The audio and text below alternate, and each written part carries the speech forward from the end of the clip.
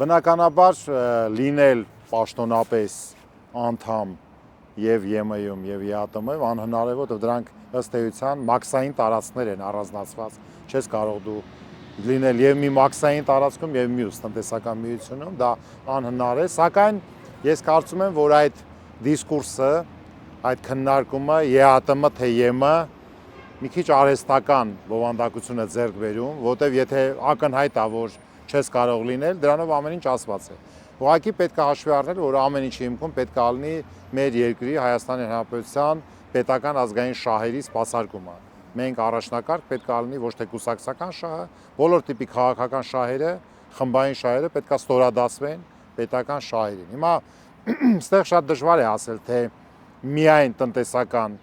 շահ է կամ տնտեսական բաղադրիչ կա, թե նաև քաղաքական կա։ Ինձ թվում է համալիր բաղադրիչ է, որտեվ ինչքան էլ մենք ասենք, որ ԵԱՏՄ-ն միայն տնտեսական միություն է, պարզ է, որ բովանդակորեն ինքը նաև քաղաքական կոմպոնենտ ունի։ Ինչքան էլ մենք ասենք Եվրամիությունը տնտեսական, նաև քաղաքական է, հա, այսինքն ինչ որ խմբեր են երկրների, որոնք սպասարկում են։ Հիմա գալով կոնկրետին պետք է ասեմ, որ այս պահի դրությամբ եւ անցած տարիներին ուրեմն մեր հիմնական առևտրատնտեսական գործընկերը դա Ռուսաստանի Դաշնությունն է։ Երբ որ ասում ենք ԵԱՏՄ, առավելապես հասկանում ենք Ռուսաստանը, բայց մենք տեսնում ենք, որ հիմա շանս կա նաև Ղազախստանի հետ ինտեգրվելու, շանս կա ինչ-որ բանով Բելարուսի հետ ինտեգրվելու, բայց դոմինանտը իհարկե գերակշռողը դա Ռուսաստանն է 90% եւ ավել։ Այս առումով մենք պետք է հասկանանք, որ եթե նույնիսկ հետագայում, ասենց հիպոթետիկ բան եմ ասում, քաղաքական որոշում կայացվի դեպի ԵՄ, պետք է դրա մինուսները, դրա ազդեցությունը բացասական հաշվարկենք մեր երկրի տնտեսության եւ սոցիալական կյանքի վրա, հա, ասենք հիմա սկսած ընդունենք այդ գազի ներկրման խնդրից, շուկաներից մեր արտահանման կառուցվածքը միտված է դեպի ռուսական շուկա։ Հիմա ոնց ենք դա, չէ՞ որ դրանք աշխատատեղեր են, դրանք բիզնեսներ են, դրանք ամենատարբեր բնույթի հավասարակշռություն է, հենց որ դու փորձում ես այդ հավասարակշռության ողնաշարը տատանել, կարող ոչ թե ճկվի միայն, այլ կարող է նաև ջարդվի։ Այսինքն այդ ռիսկերը պետք է շատ ճիշտ հաշվարկել։ Բացի դրանից, ես ուզում եմ հետահայաց հետ գնանք, որովհետև սրանից մի 10 տարի առաջ առևտրատնտեսական հարաբերությունների մեջ խոսքը գնում է արտահանում ներկրում, մոտավորապես հավասար է եղել Ռուսաստան թե ԵՄ, մոտավորապես 24-25% երկուսն էլ։ Հիմա պարզա, որ ԵՄ-ի կշիռը բավականին իջել է, չգիտեմ, 8% է, 5% է, բավականին իջած է մեզ, սա իր բնական արմատների ունի։ Կարող եմ 1-2 օրինակ բերեմ, օրինակ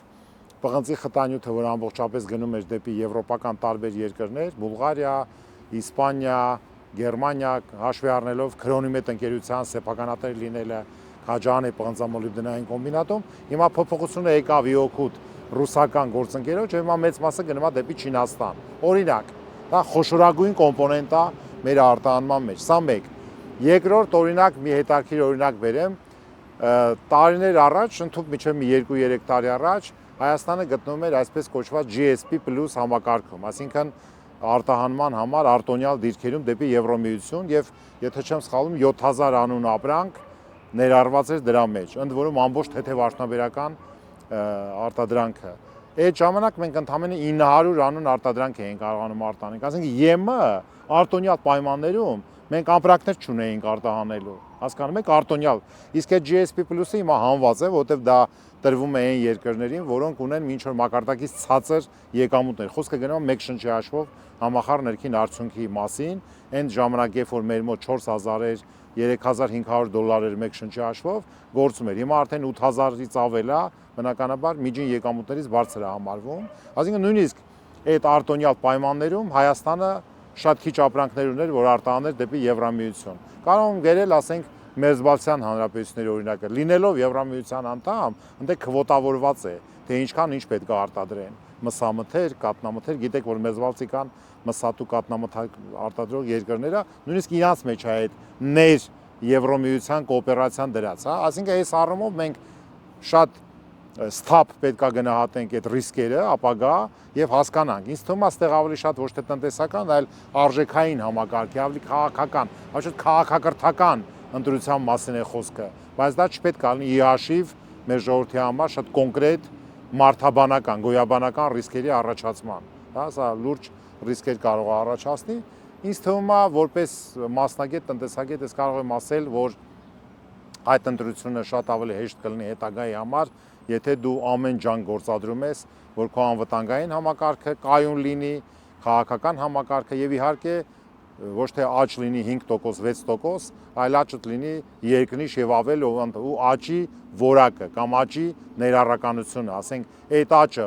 ոնց է հասնում, ինչքան զանգվածային, այնքան ավելի բարեկեցիկ կլինի։ Դրա վառ օրինակը նաեւ այնա, որ